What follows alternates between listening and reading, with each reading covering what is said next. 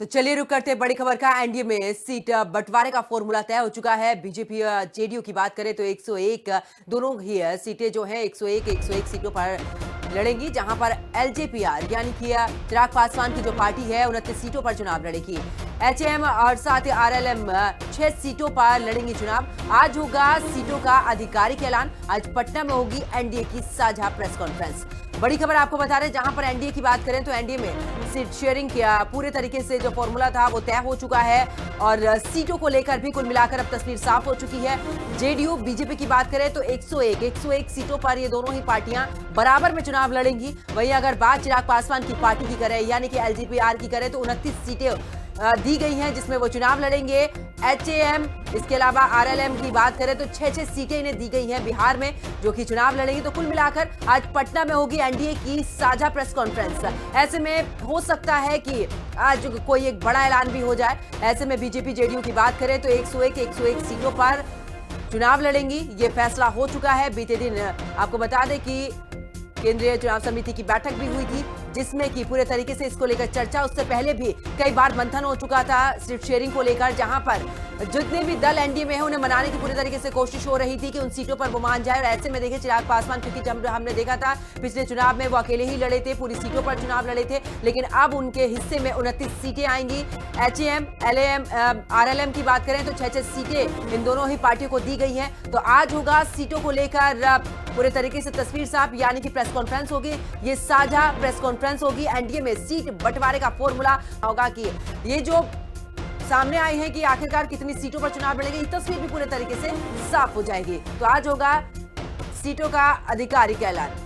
और ज्यादा जानकारी के लिए हमारे सहयोगी संजीव राय हमारे साथ में लाइव जुड़ चुके हैं। संजीव, अगर बात करें तो देखिए काफी इस दौरान माथापच्ची चली थी किस तरीके से कौन कौन सी सीटों पर कौन कौन चुनाव लड़ेगा। ये तस्वीर तो फिलहाल जब प्रेस कॉन्फ्रेंस होगी, उम्मीदवारों की लिस्ट सामने आएगी, उसके बाद ही पता चलेगा। लेकिन फिलहाल ये तस्वीर बिल्कुल साफ हो चुकी है कि चाहे बीजेपी की बात करें, जेडीयू की बात करें या फिर अन्य दलों की बात करें, अब पूरे तरीके से सीट बंटवारे की तस्वीर साफ हो चुकी है।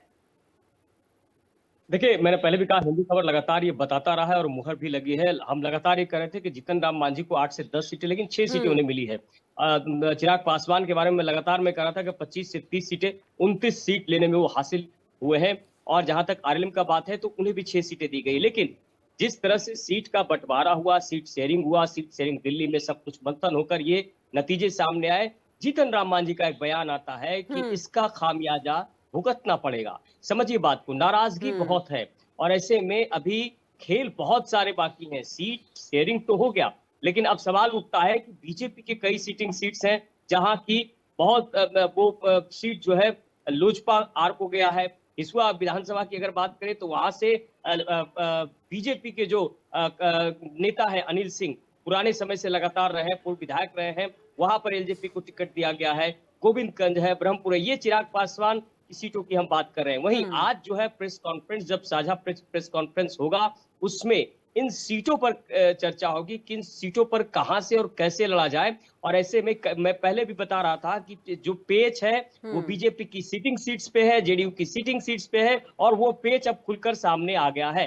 तो अब कहीं ना कहीं अब जिन लोगों का टिकट कटा है, जिन लोगों को सीटिंग सीट्स पर टिकट नहीं मिल पाएंगे, वैसे में ये बहुत बड़ा पेच होगा बीजेपी और जेडीयू के लिए। तो एक तरह से कह सकते हैं कि जो एनडीए के सीट फार्मूला जो तय हुआ है, और इस बार बड़ा भाई छोटा भाई नहीं बल्कि दोनों बराबर हैं, यानी कि 101 जेडीयू और बीजेपी। तो ये सीट शेयरिंग तो हो गया, लेकिन आज पटना में जो विशेष मंथन होगा, बैठक होगी, क्या लिस्ट जारी करती है भाजपा, पहला लिस्ट, इन पहले लिस्ट में कौन कौन से सीटों पर किसको उतारती है, किसका पत्ता कटता है, कौन नया चेहरा हो सकता है, ये तमाम मंथन हो चुका है दिल्ली में।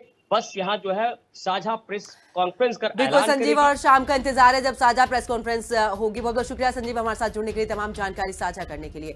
खबरों में आगे बात करते हैं बिहार चुनाव से जुड़ी इस वक्त की बड़ी खबर हम आपको बता दें, जहां पर आज बीजेपी उम्मीदवारों की पहली लिस्ट सामने ला सकती है, यानी कि संभावना जताई जा रही है 101 सीटों पर बिहार चुनाव लड़ेगी बीजेपी, और आज हो सकता है कि पहली लिस्ट उम्मीदवारों की सामने आ सकती है। इस वक्त की बड़ी खबर आपको बता दें बिहार विधानसभा चुनाव से जुड़ी, जहां पर बता दें कि बीजेपी आज अपने पहले लिस्ट जारी कर सकती है उम्मीदवारों की, ये भी संभावना जताई जा रही है। 101 सीटों पर बिहार चुनाव में सहमति बनी है, जहां पर बता दें कि बीजेपी के हिस्से में 101 सीटें, कुल मिलाकर बात करें जेडीयू के पास भी 101 सीटें। लेकिन ऐसे में आज उम्मीद ये भी जताई जा रही है कि आज बीजेपी अपने उम्मीदवारों की पहली लिस्ट जारी कर सकती है। देखना होगा कि पहली लिस्ट में कौन कौन से उम्मीदवार हैं जो कि बीजेपी में चुनावी मैदान में उतरते हुए नजर आएंगे।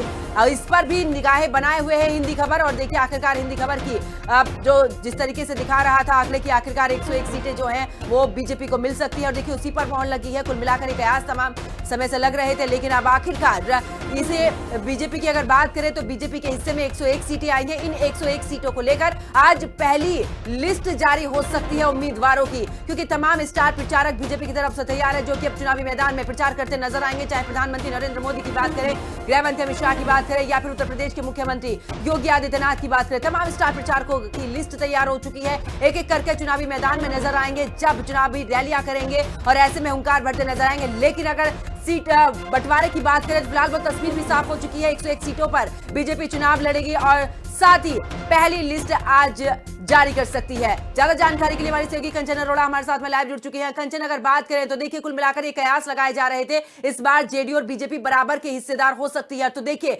इस बार ना कोई छोटा है ना कोई बड़ा है, अब बराबर की साझेदारी यहां पर है। उम्मीद ये भी जताई जा रही है कंचन, बहुत बड़ी उम्मीद यही होती है कि जब उम्मीद आपको सीटें तो मिल जाती हैं, लेकिन कौन से उम्मीदवार आप यहां पर चुनावी मैदान में उतारेंगे, ये बहुत बड़ी एक समस्या पार्टी के लिए होती है।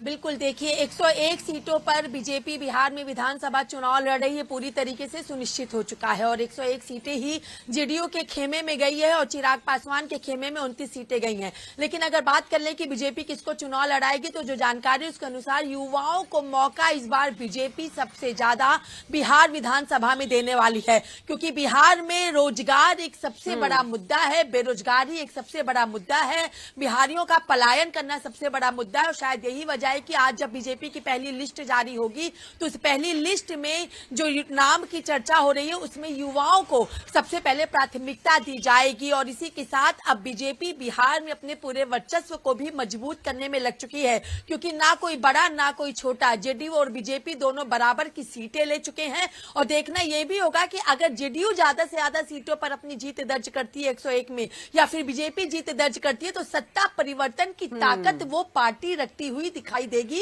जिसकी ज्यादा से ज्यादा सीटें बिहार विधानसभा चुनाव में देखने को मिलेगी। लेकिन अब सवाल यह खड़ा होता है कि अब तक यानी 2020 में जो नीतीश कुमार जेडीयू की पार्टी 115 सीटों पर चुनाव लड़ी थी और 2025 में उसकी सीटों की संख्या घट के 101 हो चुकी है, क्या इसका नुकसान उसको भुगतना पड़ता है या फिर उसका फायदा इसको मिलेगा? लेकिन फिलहाल जो बीजेपी की पहली लिस्ट आज जारी होनी, सबकी नजरें उसमें है, क्योंकि जो जानकारी के अनुसार जो मौजूदा विधायक हैं उनके टिकट काटे जा सकते हैं और युवाओं को मौका बीजेपी दे सकती है। लेकिन ऐसे में कंचन देखिए बड़ा महत्वपूर्ण हो जाता है कि इस बार महिलाओं की साझेदारी कितनी रहती है, क्योंकि हमने बार बार महिला सशक्तिकरण का जिक्र जो है वो बीजेपी की तरफ से देखा है, तमाम चाहे रैलियों की बात करें और देखिए वहां पर तमाम योजनाएं भी जो है वो बीजेपी की तरफ से शुरू की गई थी, चाहे 10,000 रुपए महिलाओं के खाते में जाने की बात हो, प्रधानमंत्री नरेंद्र मोदी कई बार बोलते हुए नजर आए।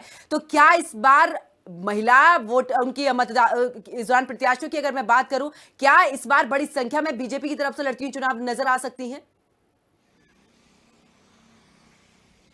बिल्कुल, देखिए जिस तरीके से बिहार में जीविका दीदी योजना लगातार चलती आई है और महिलाओं को इस योजना के तहत लाभ भी मिलता आया है। कई महिलाएं ऐसी हैं जो घरेलू तौर पर थी और उस जीविका दीदी योजना के तहत उन्होंने अपने रोजगार को बढ़ाया, अपने परिवार का भरण पोषण किया। और ऐसे में नारी सशक्तिकरण का जिक्र भी लगातार भारतीय जनता पार्टी की तरफ से किया जाता है। तो जो 101 सीटें बीजेपी ने अपने खेमे में ली है, उन 101 सीटों में महिलाओं को मौका दिया जाएगा, युवाओं को मौका दिया बिल्कुल। और देखिए कंचन, इसी पर सभी की नजरें बनी हुई है कि आखिरकार चुनावी मैदान में किसे बीजेपी उतारती है, महिलाओं को इस बार कितनी हिस्सेदारी देती है। फिलहाल इस बुलेटिन में इतना ही। आप देखते रहिए हिंदी खबर।